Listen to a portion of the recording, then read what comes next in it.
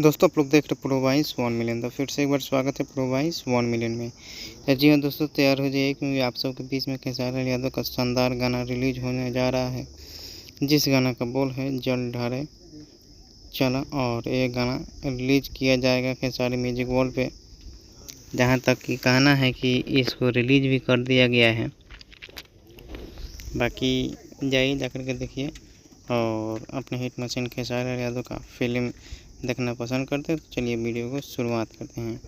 अपने मोबाइल की स्क्रीन के ऊपर देख सकते हैं खेसारी लाल यादव का नए बोल बम सॉन्ग का पोस्टर आउट कर दिया गया था, जिसका टाइटल रखा गया था जल ढारे चलो। और आपसे बता दें कि खेसारी म्यूजिक वर्ल्ड पे इसको रिलीज भी कर दिया गया है।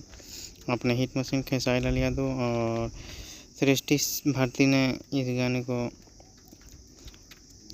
बोल को लिखे हैं कृष्णा बेदर्जी जी और संगीत बजाए हैं विकास यादव जी। वही कल रिलीज कर दिया गया है आज। बाकी जाइए जाकर के